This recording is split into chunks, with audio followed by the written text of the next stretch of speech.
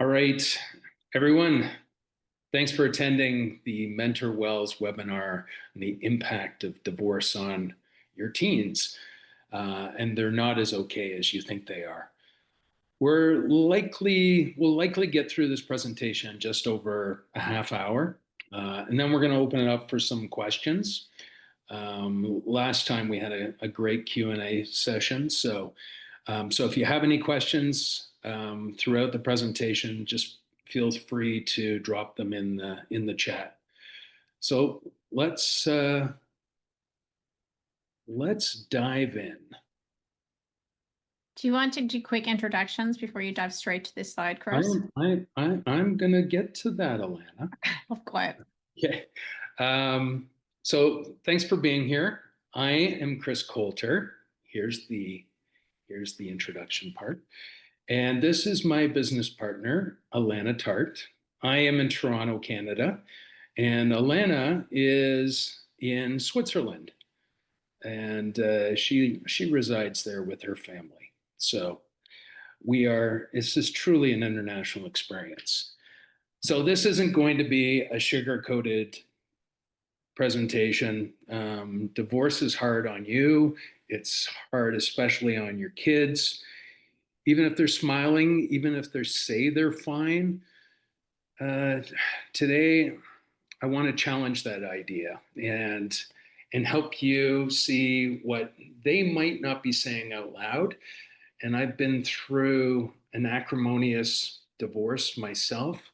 Alana is a child of divorce. So this is about self-reflection, but also radical accountability and awareness. If I can add to that, it's actually been going through not just this presentation, but working with those who are in the shoes I have been in, that the real impact, I've spent most of my life going, I'm not impacted. It's been totally fine. I now see the patterns in how actually it permeates every aspect of my life in many respects, which surprised me. So this one's hard to talk about, but I need to, and I think you people need to hear it. I believe our divorce was the beginning of my daughter Maddie's depression. She carried a weight no 12-year-old at the time should have been carrying. She became the deciding factor in whether she and her brothers stayed in Canada with me or moved to Europe with their mother. It doesn't matter how well intentioned or ill intended, the kids feel the weight of all of it. And Maddie tried to hold everything together for us, for her brothers, for herself, but the pain became just too much. Eventually, Maddie died by suicide when she was 14, and that loss kind of shattered our world. And that's why I came up with the idea with the Mentor Well, because while we couldn't save Maddie, we can save other kids just like her.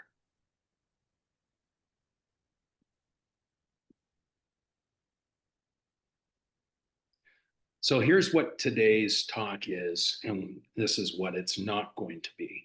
This isn't a lecture, it's real talk. It's for parents who are doing their best, but wondering what's going on beneath the surface. You're going to get insights that will challenge your assumptions, practical tools that you can likely start using today, real examples, not just research. We're going to drive home the urgency of this moment because kids don't always give us a second chance to show up right. And we'll show you how mentorship, real human connection, can be a lifeline. And that's what Mentor Well was built for, not to fix kids, but to give them someone in their corner. I hate this phrase. I hear it so often. My kid's fine. I've heard that sentence more times than I can count, and it makes me really sad and really angry. And maybe they are fine, and maybe they're just really good at pretending. And I want you to hear this. Kids don't always tell the truth when they're trying to protect their parents. Michael was 15 on the surface, top rated student, quiet, no real red flags. 2 months after his parents separated, he started exhibiting self harm. Sarah, she was 13 after the divorce. She became the perfect child, polite, overachieving, um, always agreeable, until the anxiety attacks started at night, quietly, by herself. Fine is often just a placeholder for what they can't say. We need to look deeper, listen harder, and stop assuming silence means safety.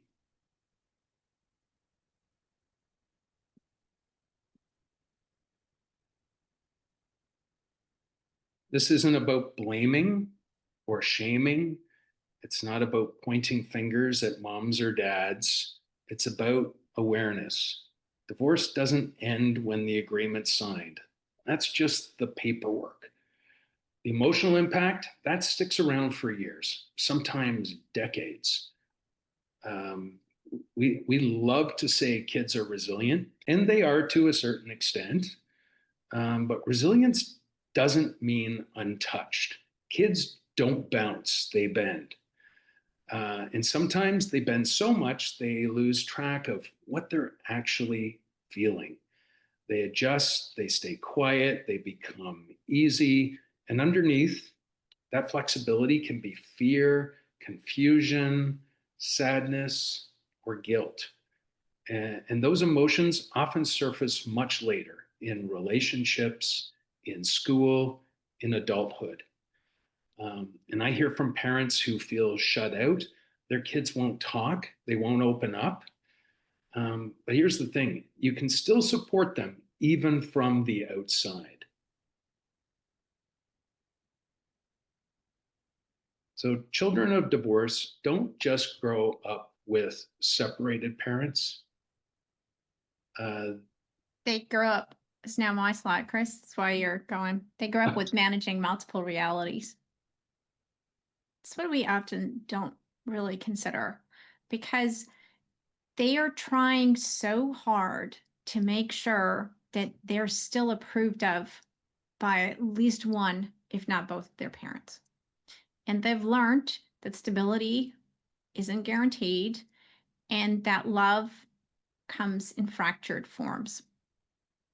This I can testify to from personal experience and also from all the literature out there. It's a great 25-year study, longitudinal study of divorce that found even in adulthood, most carry the profound fear of abandonment. They have real difficulties trusting and unresolved guilt. The wounds aren't obvious, but they're enduring. I fit the pattern of being highly resilient, but overly responsible, independent, but often emotionally withdrawn, super perceptive, but uncertain of my own truth, highly, highly adaptable, but often very guarded. If I were to ask you the question to look back in your childhood and your adolescence, and when you had a moment of difficulty, who you turned to, just think what your response was. For those of us who are kids of divorce, the answer is pretty much ourselves. And that is not because we didn't have highly loving parents who cared deeply about us, who wanted to be there, who wanted to be the shoulder for them. It's just that we were not going to go there in terms of turning to them. The only one we could still rely on often was ourselves. But even then, the most common internalized narratives of kids of divorce is something must be wrong with me. So there's a lot of self-shaming. There's self-blame. Maybe I caused this. If only I hadn't caused so much trouble. Hyper independence, like I just said. I can't count on anyone.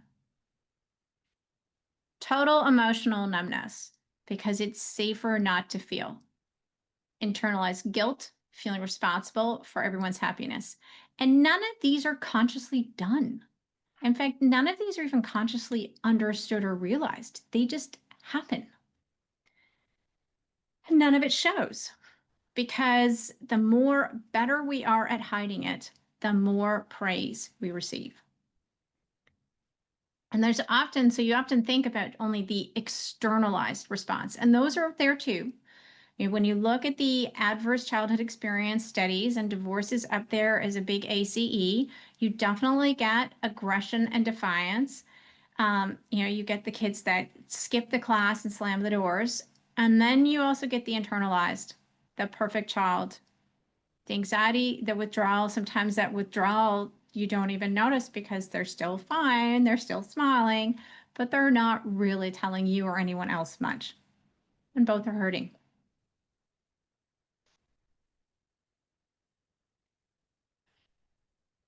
Clinical studies often show that the high achieving teens post divorce are using academic success as a trauma response.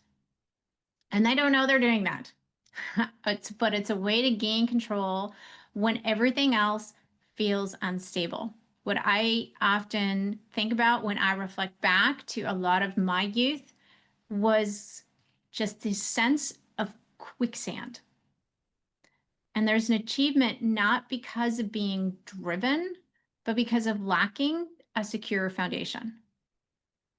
I mean, that was me. People said, "You're so mature for your age." And I was, because I was hyper resilient, hyper independent, hyper resourceful, top of my class, always composed, always together. I wasn't just fine, I was exceptional. But there was a trade off. Those emotions, numbed, managed, deferred. That is actually not emotional intelligence because that's not emotional regulation. That's emotional shutdown. Compliance that was so complete, it blurred into enmeshment. People pleasing so advanced, it seemed like intuition. Needs so buried, I forgot I was allowed to have any. And that, let me tell you, is great when you have a future marriage. Compartmentalization mastered before I understood the word. And love that was often felt through service, not presence. Unbeknownst to most, that is the description of a child that's trying to survive without making waves. Now, of course, there are those who take an opposite path. They stop showing up, they start pushing back, the skipping school, breaking the rules, using substances. Neither of these kids are bad kids. They're both pictures of trying to survive. And often without even knowing what they're trying to survive in.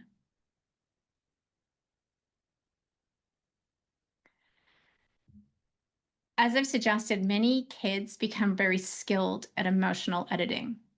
And they're trying to hide that truth in order to protect the relationship with you.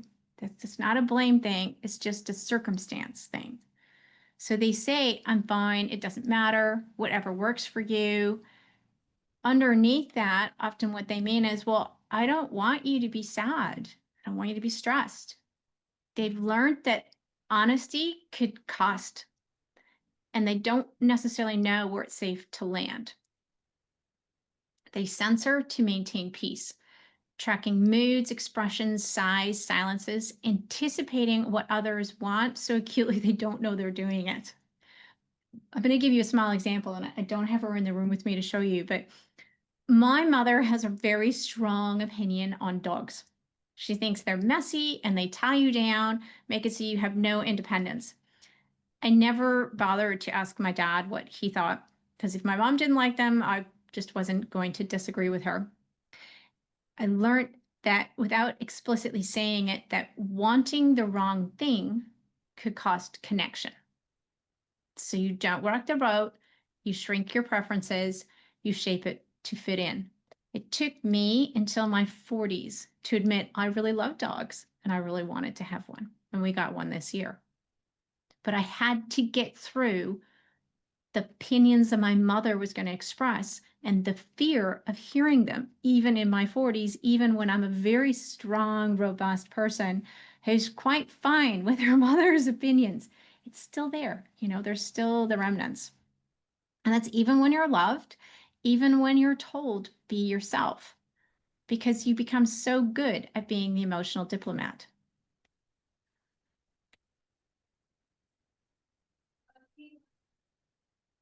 We tend to applaud teens who handle it well. They don't cry, they don't argue, they don't act out. But often what looks like maturity is emotional suppression. And ACE studies and decades of family systems research show that kids who appear strong may still suffer from identity confusion, long-term fear of conflict, some sleep disruptions, silent humming anxiety, which is just an all-present prevalent to the point. It's just how you function. And then, of course, as I've suggested, there are kids who don't suppress, they erupt. They lash out, they test limits, etc. Not because any of them are bad, but just nothing feels secure. And in both, you're looking at dysregulation. Both are signs of underlying pain.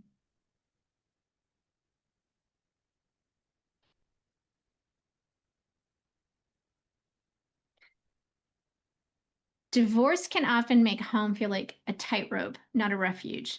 And I'm trying really hard to not sound dramatic. Honestly, if you were to ask me what my childhood was like, I would say it was fantastic. Honestly, I had everything that I needed. I had a mom in particular who was out there looking for us. So none of this is to say that this happens because children don't have loving parents. It just happens because you're in a fractured existence where you're wanting desperately to continue to have the approval of both. I knew to not tell my dad about a new computer in our home because my mom would fear the lowered child support payments and the add-on stress that would have on her because she'd have to make it up. Just like I knew not to tell my mom about my dad's third beer because I knew that he feared it would be used against him.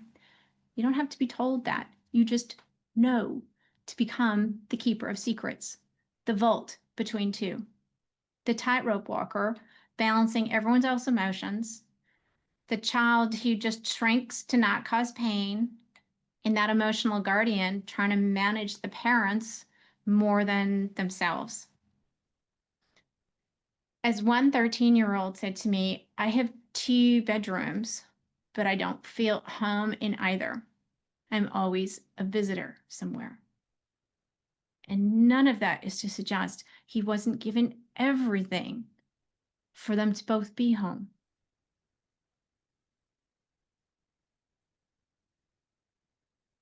As I have had to learn the hard way, these moments early in our lives are where patterns are set. They're the blueprints for love, self-worth, and for how you manage conflict. I think my biggest challenge as an adult was that last one. And I'm a lawyer. I'm supposed to like conflict. Years working through how to actually embrace conflict. Because when you're young and this happens, that's where your emotional muscle memory forms. Unfortunately, on top of all of the other unpleasant studies, so many of them show that children of divorce are 2 to 3 more times likely to divorce themselves as adults. They often develop avoidant or anxious attachment styles.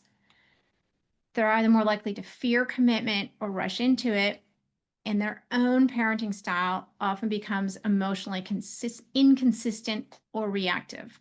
Yes, I work hard.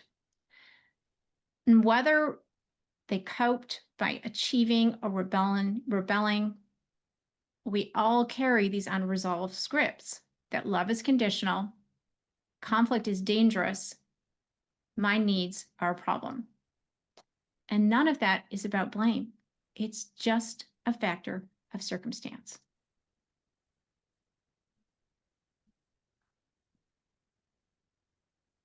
So this This part can be hard for a parent to hear. Sometimes your child needs someone who's not you, not because you're doing it wrong, but because your role takes on a lot. There's history, there's emotion, there's expectation, there's hurt, there's pressure, all things that come with love and a family. A mentor, they've got a blank slate. So that neutrality creates safety. No pressure to protect anyone's feelings, no need to filter, no fear of being a disappointment. It's often the first space a young person feels completely free to express what's actually going on inside. And when that space is built on trust, that's when the breakthroughs happen.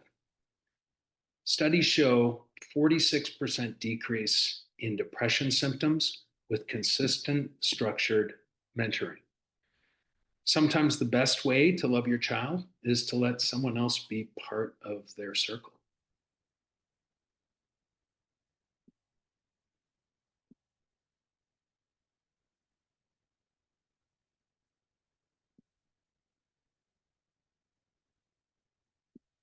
Sorry, I'm managing managing this. Um, so if you take one thing away from this talk, let it be this: you can rebuild connection, but it starts really small. These are 5 things. They're not complicated, but they're powerful. One, stop fixing. Anyone who's heard me or read any of my posts knows this is kind of like my second sentence out of every after every minute. If someone asks me, what should I do as a parent? Stop fixing, start listening. um, I know the instinct. Your kids are hurting and you just want to solve the problem, but the fastest way to get them to shut down is to jump in and not let them be seen. So start with validation.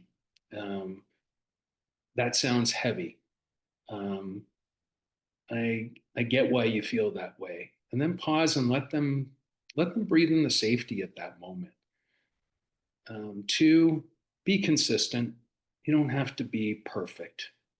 You don't need to have all the right words. I certainly didn't, and certainly don't. Um, you just need to keep showing up, even when they don't respond, even if it feels like presence builds presence builds trust over time. 3, normalize emotion. Don't try to cheer them up too fast. Name it instead. You seem really anxious right now. This must feel overwhelming. That gives them permission to feel without shame. 4, ask smaller, quieter questions. Don't lead with, what's wrong? Um, Try, what was one good moment today? Or what did anything feel hard today? Um, Low pressure, gentle curiosity, it opens the door. And 5, get help outside the family. Sometimes you're too close to see it clearly, or they just need someone without the emotional weight. A mentor, someone they don't have to protect, someone who just listens, gently reflects, and shows up week after week. When they feel safe, they talk. And when they talk, it's where the healing begins.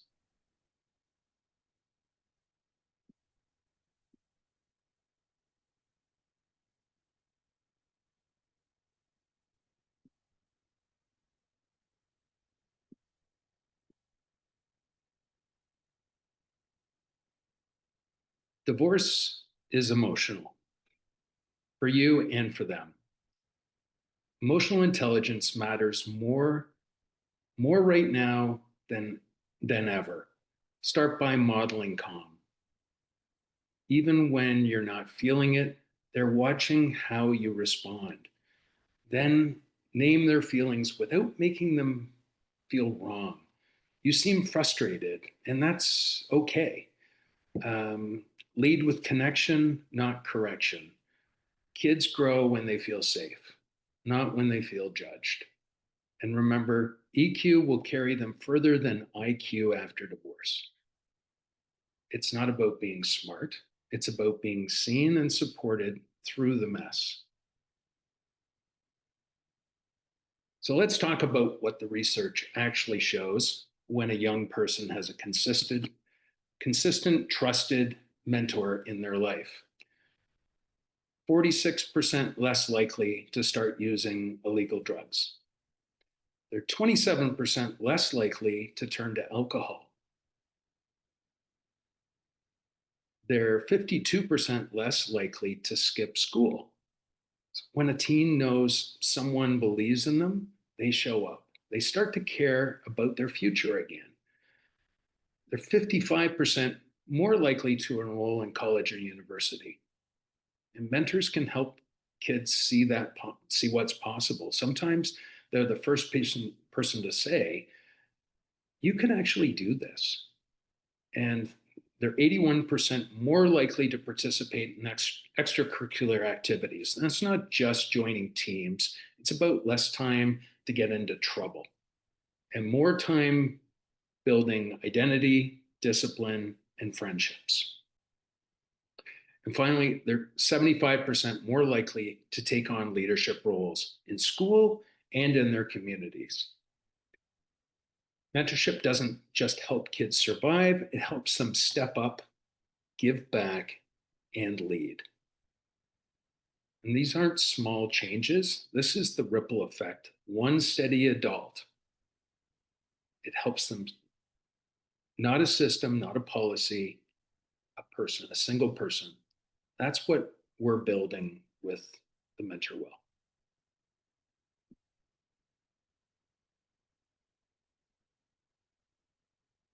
So if you've been waiting for a sign to check in, this is the one. Most kids won't say what they're really feeling, and most parents miss it, not on purpose. Sometimes it's just life gets in the way. So try this. Instead of asking what they did today, ask what they need. And when in doubt, be the adult you needed back then when you were a teen. Honest, safe, present, that's more than enough. The mentor well isn't about therapy. It's not school. It's something simpler and sometimes more effective in the moment. It's just real support. We match trained mentors with kids going through big transitions in their lives, like divorce. No pressure, no fixing, just someone steady, someone who listens and doesn't judge, and it works. 58% of mentored youth say that their mentor supported their mental health. Imagine what that could mean for your child or someone else's. One relationship, one safe space, that's where change starts. Your child might not tell you they need this, but they do. If anything in this talk hit home, don't wait. I'd suggest book a free 15-minute consultation and figure out if mentorship makes sense for your family. And if this helped you, share it. There's lots of parents who are going through this sort of stuff every single day, and they're keeping a lot of it tucked inside. So if you go to thementorwell.com, all the information is there because silence isn't peace. And asking for help, it's not failure, it's what love looks like. So we're going to open up for questions anyone has. Actually, I don't know, Alana, did you see if there've been a number of things posted in the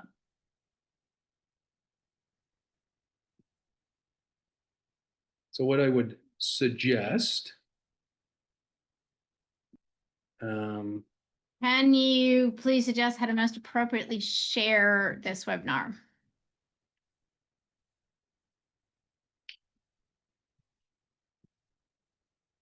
sorry, is that the question? That is the question. Okay. Well, we will distribute. We'll distribute the actual presentation, or probably even an easier way is we'll just put it on our website, and you can access it there. We'll also put it on LinkedIn if that's more preferable for you. How do you suggest this? I believe it's mentoring to a kid who's introverted and doesn't like talking to new people. You want to go for it? You don't have to talk. I know that sounds really odd. That's a start. I can't comment on a specific person.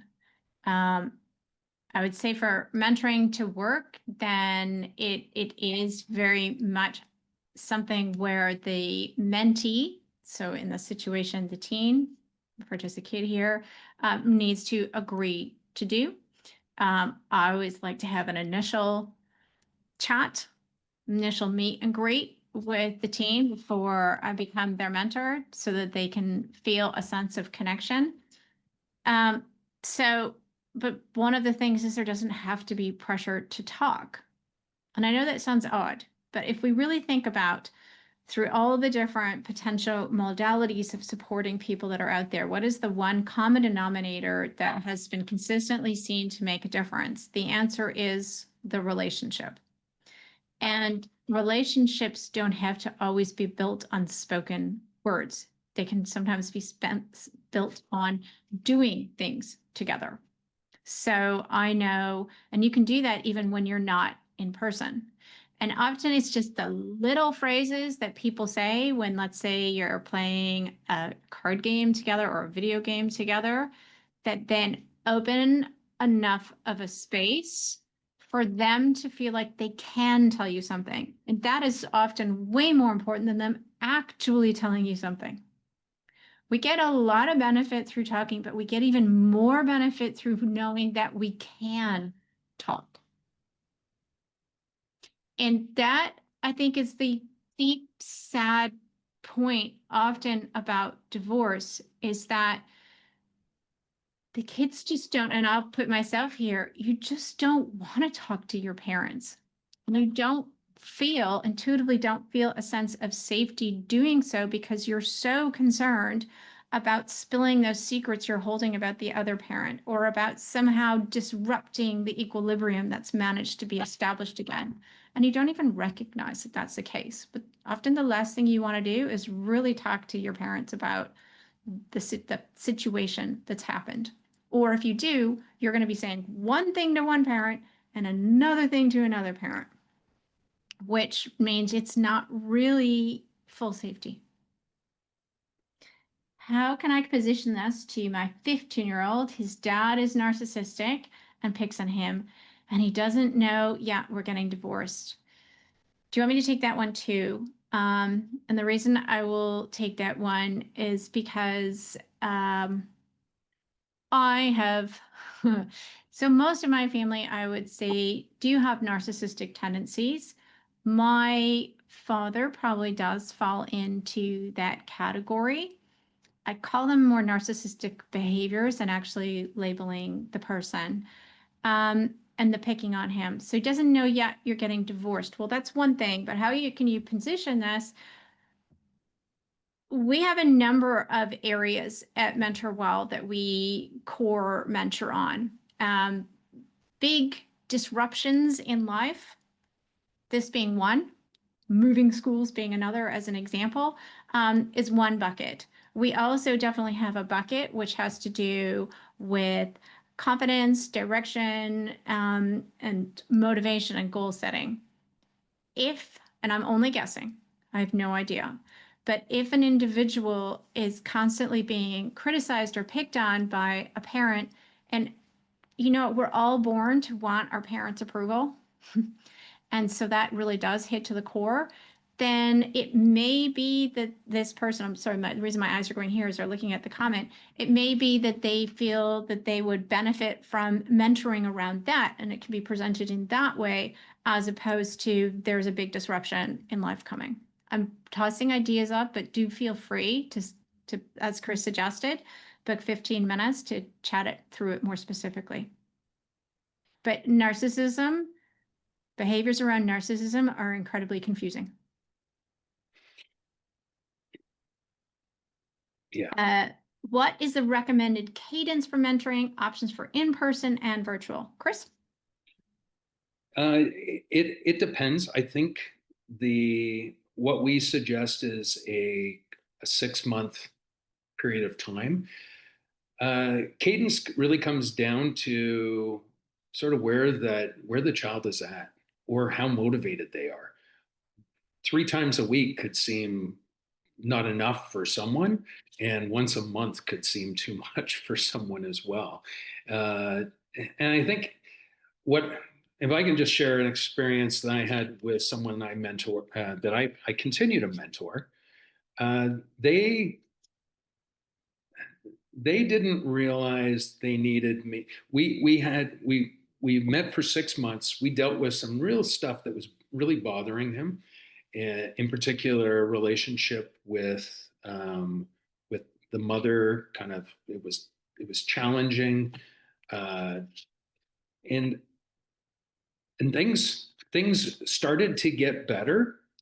But what happened, and I'll use this analogy, it's why do people start feeling better if they find the right antidepressant? It's because it's working. And it's sometimes what happens is people think, oh, it's working now, I don't need that anymore. Well, the the problem often is it's not that it's not it, the reason you're on it is it's working. Same thing with mentorship. I had a mentee who said to me, Chris, I thought I was kind of at that point in our relationship where I didn't need you as much, and probably he didn't need me as much. um, but he was still trying to navigate stuff that he couldn't talk to his parents about, and he couldn't deal with himself. So he was dealing with a health challenge, and he said, Chris, I forgot how invaluable our talks are. So going back to the whole cadence thing, typically speaking, we're looking every couple of weeks, but it could be once a week, it could be once a month. And depending upon after the 6 month period, you may only need a check in once a month or once every couple of months. It depends on what the person wants to get out of it that they haven't already achieved. I think the biggest compliment from a mentor's perspective is when your mentee doesn't need you as often.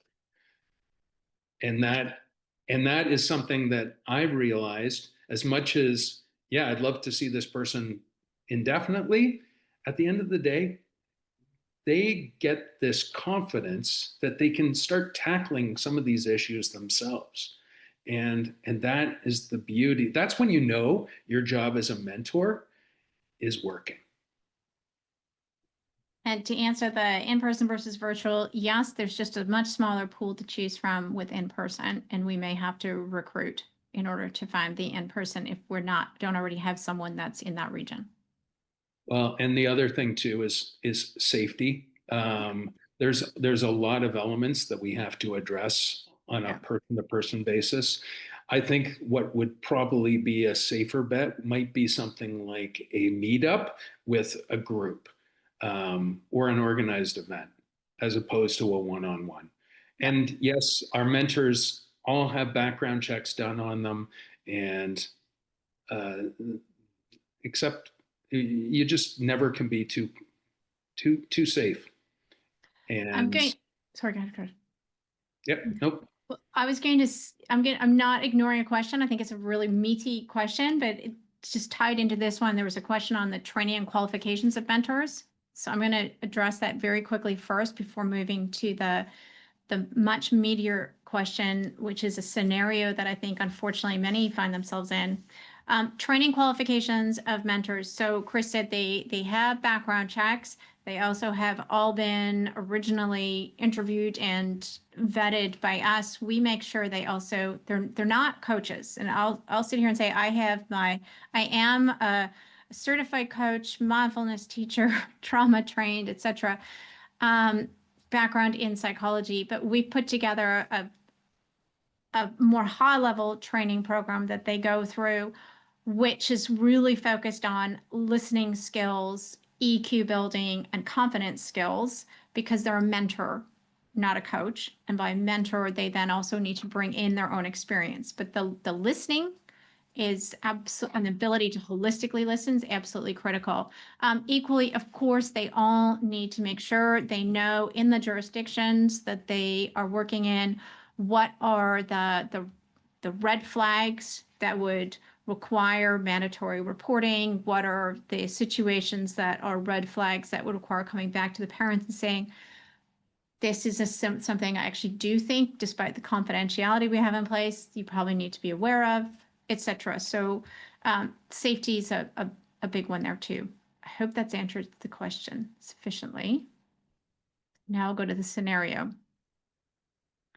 I've worked really hard to build a relationship with my kids post-divorce. I feel the kids give the other party the benefit of the doubt when situations happen during the course of parenting, though I don't get the same benefit from them.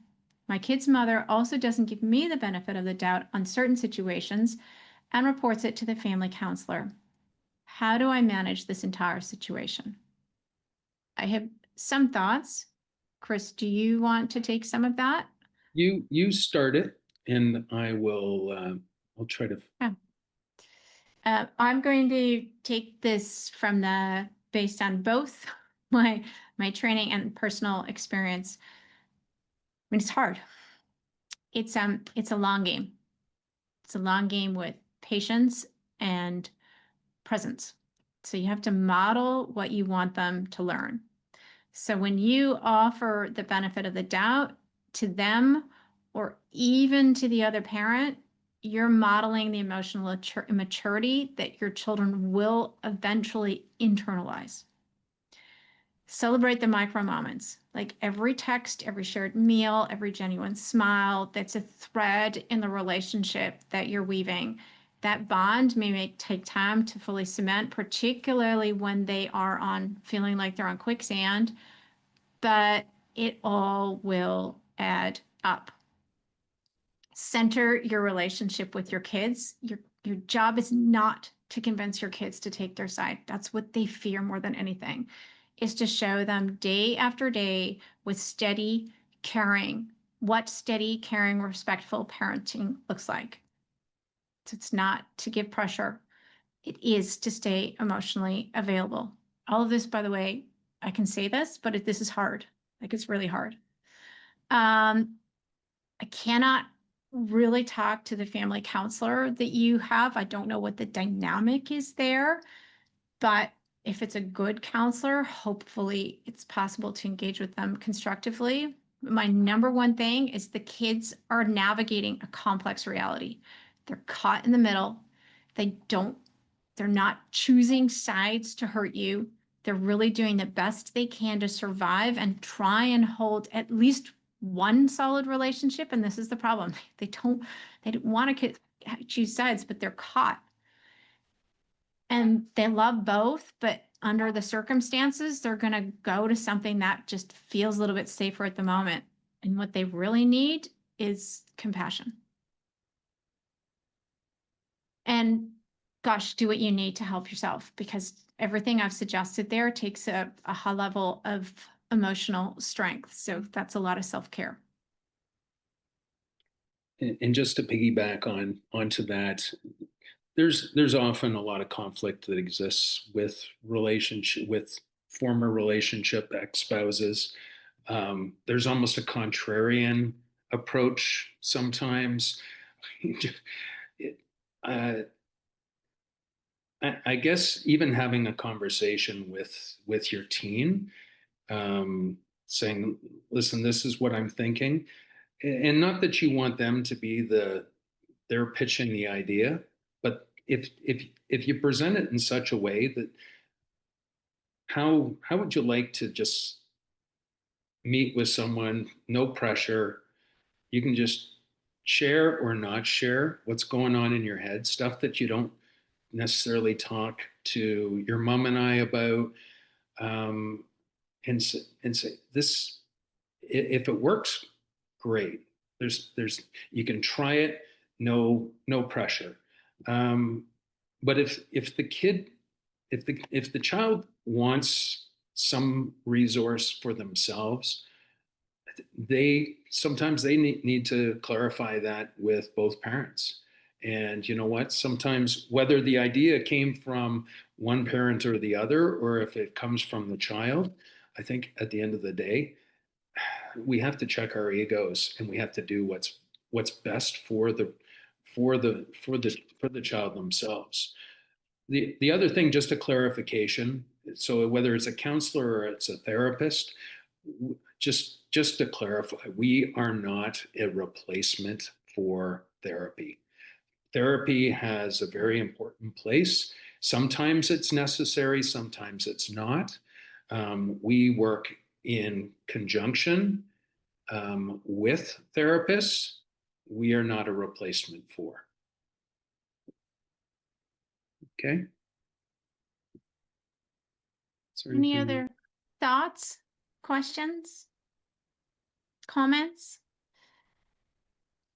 You're welcome for the reminder to celebrate micro moments. It is difficult with 5 that are relatively grown. Yes. And I never realized the impact of these ages as we divorced this year after 28. Wow. With them being older and now having relationship experience, how much truth should be shared as to how a relationship failed without bashing their mom? Whoops, apologies, though you heard my dog. I ask because they've mainly heard the mom's narrative, which is not fully accurate. And you're very welcome for the next comment. The presentation is really great, an absolute pleasure. As I suggested to someone else, this is an area Chris and I are really passionate about. Narratives. There's no such thing as a true narrative. We all construct a reality. I'd start with that. I mean, they're trying to, and that's a harsh, difficult lesson to learn, that there is no real reality. And you're going to have to construct your own. And I'm going to still accept you and love you regardless of the reality you construct, would be what I would suggest there. That's a suggestion, a personal suggestion. But yes, it is going to impact people in their 20s and in their 30s when their parents divorce after a very long time, because their whole concept about what a good relationship is, or what a longitudinal relationship is, or what marriage is going to be impacted. I think there's some I personal still, opinion in there. So apologies yeah, if that no. went too far on the opinion round. Well, the interesting thing is too, what you say today will impact them down the road. And I still recall, I think it was a response to a blog post that I did a few months ago. And it was someone who was like 60 years old who said, my parents divorced when more than 40 years ago, and it still impacts me today. And been on um, having not been a child as a product of divorce, but being kind of putting my kids in that situation, it's that's really hard, and you don't necessarily. And obviously, uh, I have some traumatic events that have, um, whether it's related or unrelated to divorce, it's still it is probably going to be a passion point for me, and for anyone else who is going down that and on that journey. It's a difficult one. It's a difficult one for both the parents, and it's an equally difficult one for the kids. And I don't think there's an age limit or restriction on when that actually happens. It's still a disruption from their nuclear family, and the dynamic moving forward will be different. None of that is to say that you should continue to be in a situation that doesn't work, it's not healthy. It's just the awareness in terms of what the ripple effect is, because with that awareness, then you can address some of the other patterns that we've gone through here, which often get ignored, particularly when you've got very high achieving kids.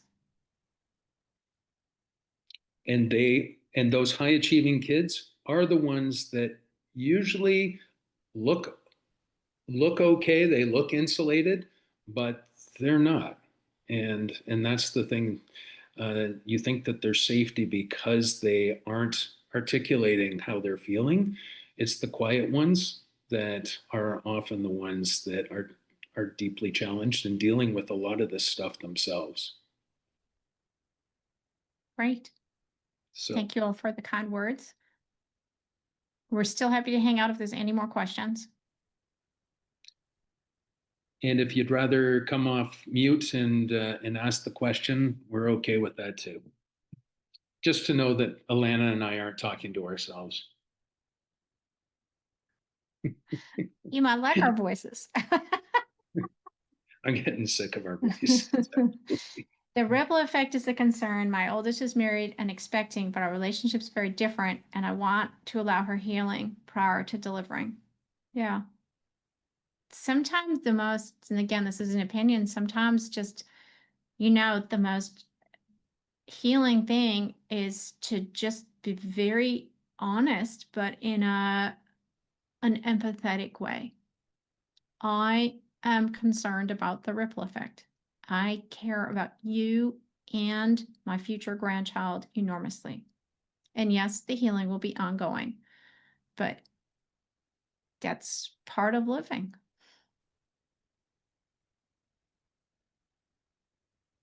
All right. Anything else? I don't know if did we get to all the questions? No problem. The replay will be there and you're absolutely welcome. Anyway, if there is no further questions, thank you for your time and participation.